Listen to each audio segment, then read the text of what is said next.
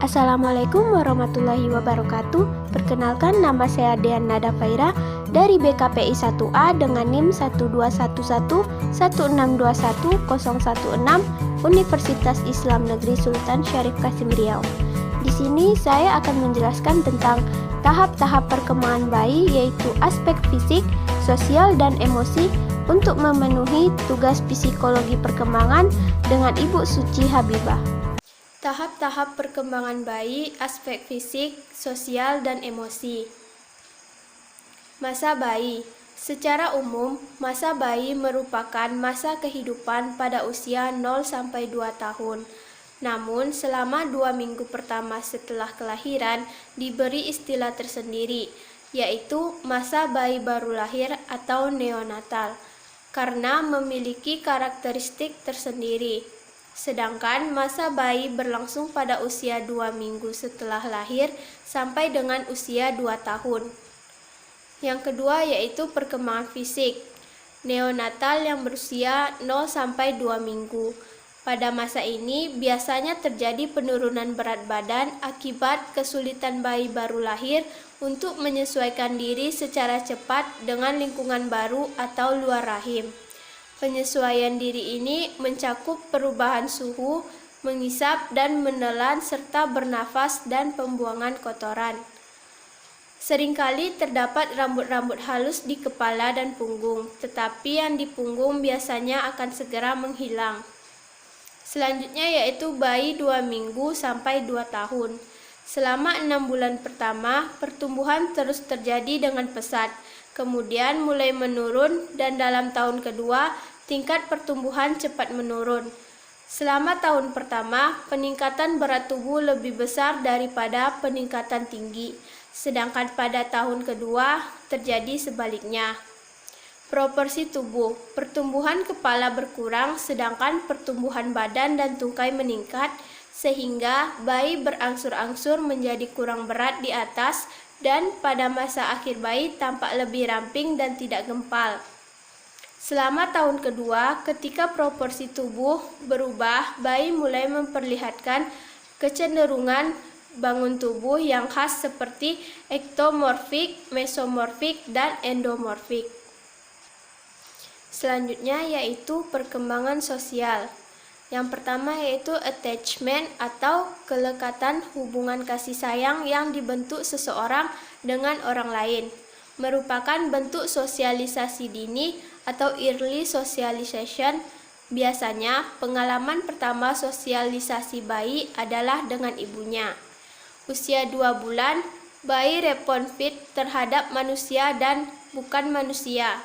Usia 7 bulan terjadi generalisasi pada semua orang.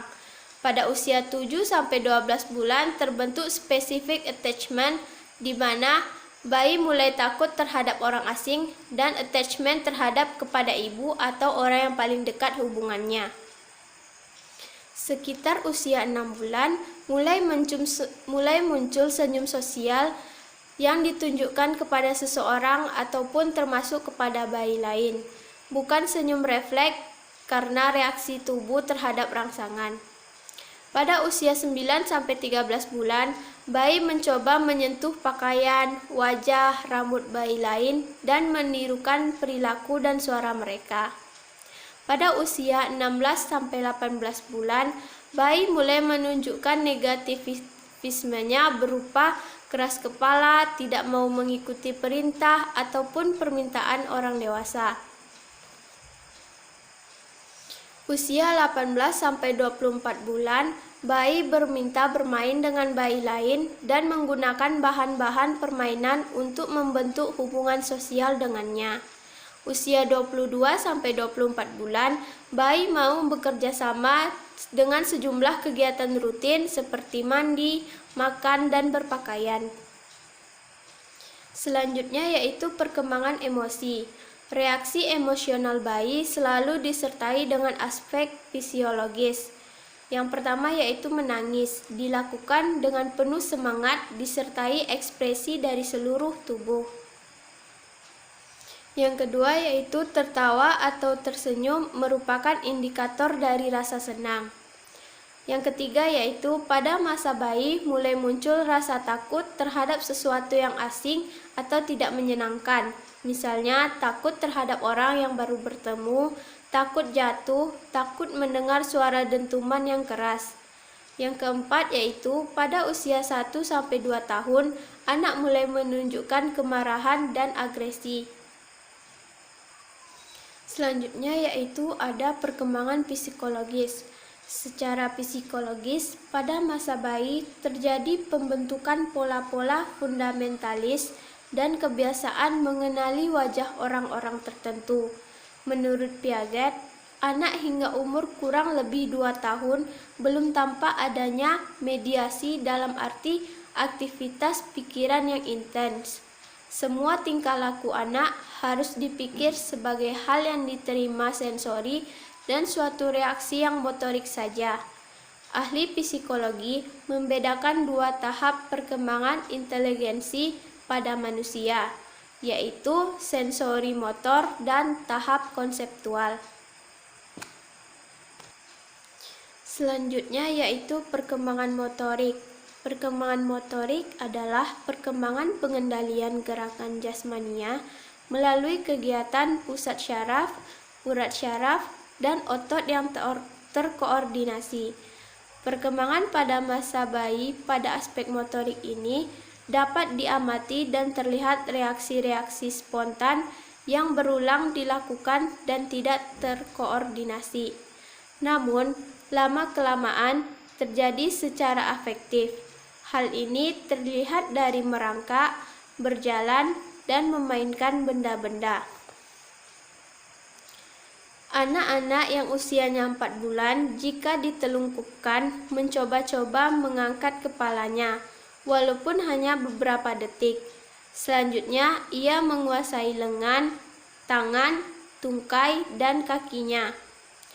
Kemudian, anak yang usia 5 bulan dapat menggerakkan lengannya ke arah tempat tertentu, ke salah satu benda yang dilihatnya. Selanjutnya, ia menguasai jari-jarinya untuk memungut benda-benda yang kecil dan akhirnya ia dapat memegang sesuatu. Ciri-ciri dari gerakan motorik ini yaitu yang pertama, gerak dilakukan dengan tidak sengaja dan tidak ditujukan untuk maksud-maksud tertentu. Yang kedua yaitu gerak yang dilakukan tidak sesuai dengan gerak yang akan ditujukan. Seperti anak yang bermain dengan botol susunya, kelihatan bahwa mulut, leher, dan kepalanya turut bergerak semuanya. Kesimpulannya yaitu, bayi merupakan makhluk yang perlu dilindungi. Semua kebutuhannya harus dipenuhi seperti yang diinginkannya. Tetapi ia belum pandai menyatakan keinginannya itu, ia hanya pandai menangis. Perkembangan pribadi didominasi oleh berbagai macam perasaan, baik perasaan senang ataupun tidak senang, menguasai diri bayi sehingga setiap perkembangan fungsi pribadi dan tingkah laku bayi sangat dipengaruhi oleh perasaannya. Perasaan sendiri tidak tumbuh dengan sendirinya, melainkan berkembang sebagai akibat dari adanya reaksi-reaksi bayi terhadap stimuli lingkungannya. Dan masa bayi dianggap sebagai masa dasar karena merupakan dasar periode kehidupan yang sesungguhnya. Karena pada saat ini bayi banyak melakukan pola perilaku, sikap, dan pola ekspresiomister bentuk. Dan juga perlu kita ketahui tentang tahap-tahap perkembangan pada bayi serta aspek-aspek saja yang terjadi pada proses perkembangan pada bayi. Sekian yang dapat saya sampaikan, lebih dan kurang mohon maaf. Assalamualaikum warahmatullahi wabarakatuh.